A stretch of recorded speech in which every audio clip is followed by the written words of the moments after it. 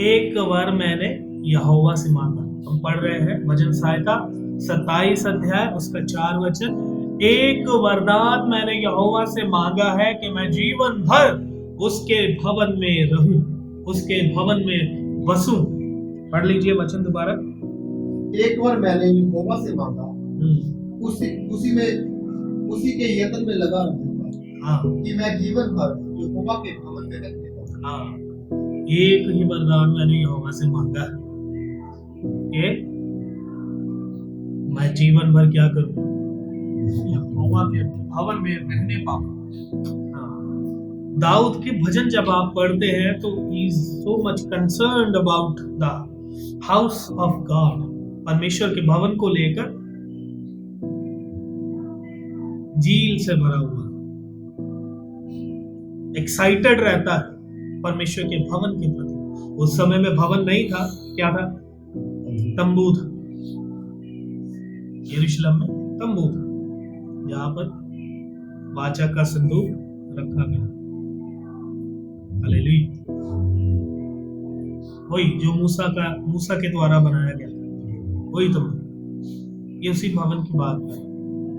भजन सहायता में इसके भजन पर यदि ध्यान करें तो एक एक भजन में परमेश्वर के भवन का जिक्र करता है। भजन 100 में कहता है कि आंगनों में प्रवेश करूं, धन्यवाद के साथ उसके फाटकों में प्रवेश करूं, उसके आंगनों में स्तुति करता हुआ उसकी आराधना करूं, है ना। भजन अपने भजनों में परमेश्वर के भवन का कैसे जिक्र करता है। He desired, one thing I have desired of the Lord that will I seek, और इसी की खोज में रहूंगा, इसी को पूरा करने के यत्न में रहूंगा। That I may dwell in the house of the Lord all the days of my life। क्यों रहूंगा? आगे पूरा वचन पढ़े। जिससे यहोवा की मनोहरता पर दृष्टि लगाए, जिससे यहोवा की मनोहरता का मतलब क्या है? ब्यूटी। इंग्लिश में लिखा है to behold the beauty of the Lord। उसके भवन में परमेश्वर का क्या है? परमेश्वर के भवन में परमेश्वर का क्या है? खूबसूरती। परमेश्वर के भवन में परमेश्वर का खूबसूरती को मैं देखने के लिए जीवन भर मैं यहोवा के भवन में बसने पाऊं, यही मैंने वरदान यहोवा से मांगा है। यही मेरी फाइनल लास्ट डिजायर है और मैं जीवन भर इसी की खोज में रहूंगा। बार बार परमेश्वर के भवन का जिक्र करता है। भजन 122 में कहता है कि मैं खुश हुआ जब लोगों ने मुझसे कहा आओ यहोवा के भवन को चले, आओ यहोवा के घर को चले। कहता मैं खुश हुआ, आई रिजॉइस, मैं आनंदित हुआ जब लोगों ने मुझसे कहा कि आओ यहोवा के घर को चले। He is so much concerned परमेश्वर के घर के विषय में, परमेश्वर के टेंपल के विषय में, जहां पर परमेश्वर का नाम बसता है, जहां पर परमेश्वर आप वास करता है। क्या कहता है? क्या कहकर मूसा को इसकी बनावट के लिए शुरू किया कि मेरे लिए, निर्गमन 25:8 क्या लिखा? मेरे लिए एक पवित्र स्थान बनाए ताकि मैं अपने लोगों के मध्य में निवास कर सकूं, वास कर सकूं। परमेश्वर आप उनके बीच में रहता है। इसलिए मैं खुश हुआ जब मुझे लोगों ने कहा आओ यहोवा के घर को चले। क्या कहता है कि बाहर 1000 दिन बिताने से यहोवा के भवन में एक दिन बिताना क्या है? 1000 दिन। उन 1000 दिनों से उत्तम। वाहे? क्यों? To behold the beauty of the Lord, परमेश्वर की खूबसूरती। अब के समय में बिल्डिंग जो है, इमारत जो है, ये टेंपल नहीं, we are the temple of God। इस विषय पर आते हैं, पर फिलहाल हम मनन कर रहे हैं कि दाऊद एक ही बार मांग रहे। हम क्या मांगते हैं? सोना मांगते, चांदी मांगते, घर बार, मोटर गाड़ी, ये बंगला, संसार की चीजें मांगते, तो तू दाऊद क्या मांग रहा, क्या मांगता है? एक वरदान मांगता है, और वो भी क्या? मैं जीवन भर यहोवा के भवन में रहूं और इसी का मैं पीछा करूंगा और उसकी मनोरथा पर, उसकी खूबसूरती पर ध्यान करूंगा, उसकी देखो। परमेश्वर का भवन सुंदर है, खूबसूरत, खूबसूरत। दाऊद कहता है कि मैंने एक वरदान यहोवा से मांगा कि जीवन भर उसके घर में रहूं और उसकी खूबसूरती को देखूं। मेरा सवाल, क्या परमेश्वर का भवन सुंदर है? खूबसूरत, खूबसूरत है। नए नियम में लिखा हुआ है, मंदिर का फाटक, उसका नाम क्या है? मंदिर के फाटक का नाम क्या है? प्रेरितों के काम 3 अध्याय, जहां पर एक लंगड़ा आकर बैठता है, भीख मांगता है, वो फाटक का नाम क्या है? जहां पर पतरस ने कहा सोना चांदी हमारे पास नहीं है, यीशु मसीह के नाम से उठ खड़ा और चल फिर, और वो लंगड़ा चलने लगा, उस फाटक का नाम क्या है? सुंदर। क्या नाम है? सुंदर फाटक। सुंदर फाटक। इंग्लिश में लिखा ब्यूटीफुल गेट। इसका फाटक ही इतना खूबसूरत है, भवन कितना खूबसूरत हो। हर एक चीज सोने की बनी है। लोग जाते ना गोल्डन टेम्पल, क्या देखने जाते? सुंदरता देखने जाते, खूबसूरती देखने जाते। सोने का बना, अंग्रेज लोग आकर इधर देखते, सोने का बना हुआ टेम्पल देखेंगे, खूबसूरती देखने के लिए लोग उधर इकट्ठा होते हैं। ऐसे ही दाऊद भी परमेश्वर के मंदिर को देखने जाता है, पर सोना नहीं। परमेश्वर के मंदिर की खूबसूरती सोने चांदी में नहीं है। ये हम सोचते हैं सोना लगा है तो बहुत सुंदर है। कौन सी खूबसूरती की बात करता है? अगर आप पढ़े इतिहास में, इतिहास की पुस्तक में 3 अध्याय में पढ़े, एक वचन से, पहला इतिहास 3 अध्याय 1 वचन से शुरू करें, लास्ट तक पढ़े, तो हर एक चीज सोने की बनी है। छत के बाले सोने की, टेबल सोने का, सारी चीजें जो है, लकड़ी इस्तेमाल हुई पर ऊपर क्या लगाया है? सिर्फ सोने का तो खड़ा नहीं रह सकता। हर एक चीज के ऊपर सोना लगाया गया, कीमती सोना, खरा सोना लगाया गया, और बहुत ही खूबसूरत है। दूसरा इतिहास 3 अध्याय 1 वचन से थोड़ा सा पढ़ेंगे ताकि हमें थोड़ा समझ में। 5 वचन से पढ़ें। भवन के मुख्य भाग की शर्त उसने सुनावर की लकड़ी से पटवाई, आगे उसको अच्छे सोने से मढ़वाया। छत किस चीज की है? लकड़ी, फिर उसके ऊपर क्या? सोने से सोना। मढ़वाया। छत भी क्या है? सोने की। आगे और उस पर खजूर के वृक्ष की और सांकलों की नक्शाई कराई। हाँ, उस पर तरह तरह के डिजाइन बनाए सोने के ऊपर, डिजाइन बनाए, खूबसूरत होगा। सोच लीजिए 7 साल सोना कैसे चमकता है, कैसे उसकी खूबसूरती दिखती होगी। आगे फिर शोभा देने के लिए उसने भवन में मणि जड़वाए। हाँ, मणि भी लगवाए, सोना चांदी मणि। ये सोना परवेम का था, परवेम जगह का नाम है, वहां से खरा सोना मंगवाकर जड़वाया। हाँ, उसने भवन को अर्थात उसकी कड़ियों, डेवड़ियों, दीवारों और किवाड़ों को सोने से मढ़वाया। कुंडियां, कुंडे, दीवार, छत, हर एक चीज किसकी? सोने की। और दीवारों पर करूब खुदवाए। हाँ, स्वर्गदूत बनवाए सोने के। हर एक चीज उस मंदिर में क्या है? सोने की। खूबसूरत होगा बहुत। पर दाऊद इस खूबसूरती की बात नहीं करता।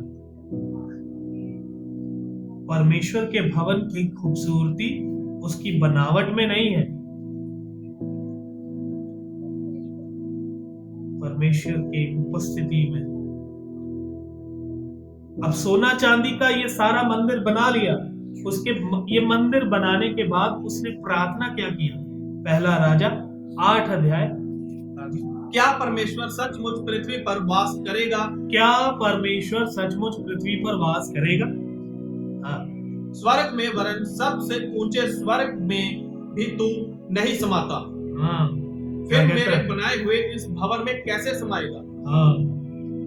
स्वर्ग के सबसे ऊंचे स्वर्ग में भी, सबसे ऊंचे स्वर्ग में भी तू नहीं समाता। तू नहीं समाता। क्या कहता है यशाया 66:1? क्या लिखा है? आकाश उसका सिंहासन है, पृथ्वी उसके पैरों की चौकी है। पूरी सृष्टि में वो नहीं समाता। कहने का मतलब He's so great, He's so big, वो बहुत महान है, हमारी कल्पना से भी बढ़कर, जहां तक हम सोच सकते हैं उससे भी कहीं आगे। क्या तो मेरे बनाए हुए मंदिर में समाए? आगे बढ़े। ये सोने चांदी के बनाने के बाद सब कुछ बना लिया, दीवारें सोने की, कुंडियां सोने की, दीवारें छतें सोने की, सब चीजें सोने की। वो बनाने के बाद परमेश्वर से पूछ रहा है, तू जो स्वर्ग से भी ऊपर का है, क्या तू मेरे बनाए हुए मंदिर में वास करेगा? चाहे मंदिर सोने का हो, चाहे मंदिर चांदी का हो, चाहे बहुमूल्य पत्थरों का हो, अगर उसमें परमेश्वर का वास नहीं है तो उस मंदिर का कोई वैल्यू नहीं। दाऊद जो कहता है कि मैं तेरे मंदिर की ओर बसने पाऊं, अंदर बसने पाऊं और तेरी खूबसूरती को देखूं, वो खूबसूरती सोने चांदी की नहीं है, वो खूबसूरती परमेश्वर की उपस्थिति की, परमेश्वर की हजूरी की। क्या परमेश्वर मेरे हाथों के बनाए हुए मंदिर में वास करेगा? हाँ जी, आगे बढ़े। तो भी हे मेरे परमेश्वर यहोवा, अपने दास की प्रार्थना और गिड़गिड़ाहट की और कान लगाकर मेरी चिल्लाहट और ये प्रार्थना सुन जो मैं आज तेरे सामने कर रहा हूं, कि तेरी आंख इस भवन की ओर अर्थात इस स्थान की ओर जिसके विषय तूने कहा है मेरा नाम वहां रहेगा, रात दिन खुली रहे। और जो प्रार्थना तेरा दास इस स्थान की ओर करे उसे तू सुन ले। और तू अपने दास और अपनी समझ लीजिए परमेश्वर के भवन का वैल्यू। जो व्यक्ति इस भवन की ओर प्रार्थना करेगा उसकी प्रार्थना इस भवन से सुनी जाएगी। दानियल क्यों खिड़की खोलकर भवन की ओर हाथ करके प्रार्थना करता दिन में 3 बार? क्योंकि ये भवन इनके लिए प्रेशियस है। सुलेमान का प्रार्थना क्या है? सोने चांदी का। सुलेमान का विनती के ऊपर जरा गौर करें। मैंने इस पर कीमती से कीमती पत्थर लगाए, कीमती सोना लगाया, हर एक चीज पर सोना लगाया और इसको बहुत ही खूबसूरत बनाया। दीवारों पर स्वर्गदूतों का निर्माण किया, उसको सोने को अच्छी तरह से डिजाइन करके, जैसे हम छतों पर पीओपी करते हैं वैसे ही सोने पर अलग अलग तरह के उसने डिजाइन बनाए हैं। परंतु प्रार्थना कर रहा है कि इसमें तेरा वास हो, तेरी दृष्टि इस भवन के ऊपर हो, तेरी नजर इस भवन के ऊपर हो। जैसा तूने अपने वचनों में कहा, तूने वायदा किया कि मेरा नाम इसमें बसेगा। फिर जो भी इस भवन के पास आकर प्रार्थना, क्यों दाऊद खुश होता है जब लोग उसको कहते हैं भवन में आओ हम यहोवा के भवन को चले? क्योंकि यहाँ पर परमेश्वर का नाम बसता है। कन्दाकिया की रानी का खोजा इतनी दूर यरूशलेम में आके बलिदान क्यों चढ़ा रहा? क्योंकि इधर परमेश्वर का नाम बसता है। क्यों प्रभु यीशु मसीह ने सबको रस्सी का कोड़ा बनाकर मारा और सबकी दुकानें उल्टा दी पलटा दी? क्यों? क्योंकि इधर परमेश्वर का नाम बसता है। इसको धंधा का काम मत बनाइए।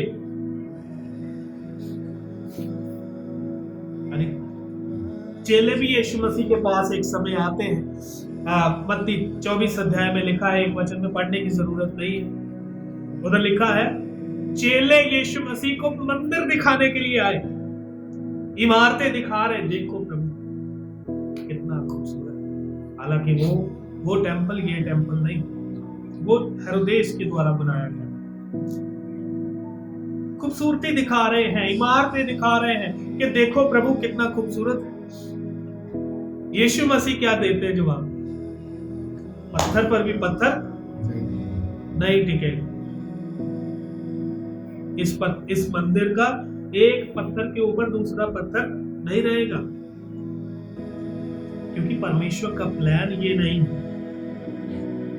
एक समय फिर सामरी औरत के साथ क्या वार्तालाप करता है, एक समय था जब लोग इस पहाड़ पर आराधना करते, मंदिर में आराधना करने के लिए जाते हैं, पर अब आत्मिक आराधक ना तो इस पहाड़ पे ना यरूशलेम में, आत्मा और सच्चाई से जहां है वहीं पर बैठकर आराधना करेंगे, क्योंकि अब परमेश्वर का मंदिर किसी जगह पर नहीं है। We are the temple of God, और हम ऊपर से चाहे जितने मर्जी आशीष पाए हुए क्यों ना हो, हमारे पास बहुत धन हो, बहुत दौलत हो, हम अच्छे कपड़े पहनते हो, अच्छे घरों में रहते हो, हमारी तारीफ, हमारी प्रशंसा इस बात में नहीं है कि हमें लोग देखें ये बहुत आशीष पाया हुआ है, इसको प्रभु ने बहुत आशीष दी है, घर बार गाड़ी बंगला सब कुछ दिया है। इसमें नहीं है, किसमें? कि परमेश्वर का उपस्थिति हमारे साथ जाए, जहां भी जाए परमेश्वर का हजूरी हमारे बीच में रहे। यही परमेश्वर का खूबसूरती जिसकी खोज हमने करनी, जिसके पीछे दाऊद भागता है। यहोशू के बारे में पढ़ा है, यहोशू के विषय में लिखा है मूसा तो उठ के चला जाता था, परंतु यहोशू तंबू के अंदर बैठा रहता था। ऐसा हमने बनना।